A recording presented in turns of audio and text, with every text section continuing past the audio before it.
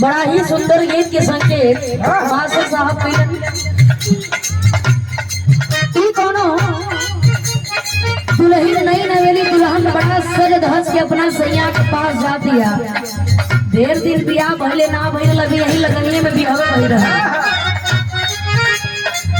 जाके अपना सैया से कह दिया कि ए जी हम पूरा सरहो श्रृंगार कइले बानी, पूरा श्रृंगार करके सज धज के एकदम टाइट बने, लेकिन एगो दिक्कत होता।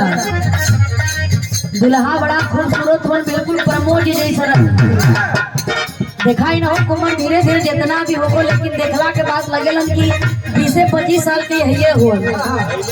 इनको खान पान कसर होला बात सही है। कुछ चढ़ाओ पीछे से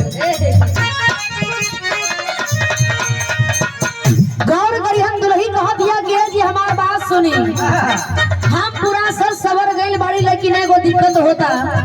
दुल्हा कहा करन कि देखा रानी हमरे आगे पीछे ढेर घुमा मत, तोरा के हम इतना मानीला कि देखला के बाद हमारा मिजाज डैमेज हो जाता। दुल्हिया कह दिया कि ऐसे काम ना चली, हमार बात सुना। कहेगा हो गई पूरा डेकोरेट पलंग, करिया ऊपर नीचे से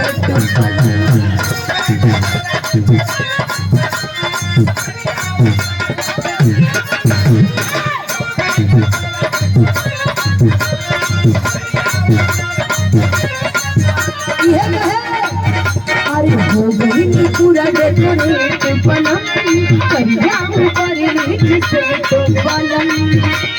तेरी तेरी सर के अंजरिया आई नसीब लगाती और जाही, तेरी तेरी सर के अंजरिया आई नसीब लगाती और जाही। सरिया पे दुल्हा कहता सरिया पे डालत नजरिया, सरिया से पहिर के पड़ जाही, सरिया पे डालत नजरिया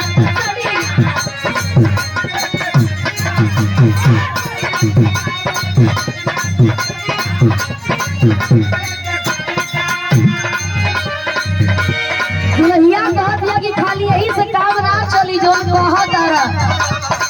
बियाह को के लिए आइल बड़ा जी, तुहार नियत ढेर बिगड़ता, एगो हमहू से वादा करे के पड़ी। बियाह को के तलिया देला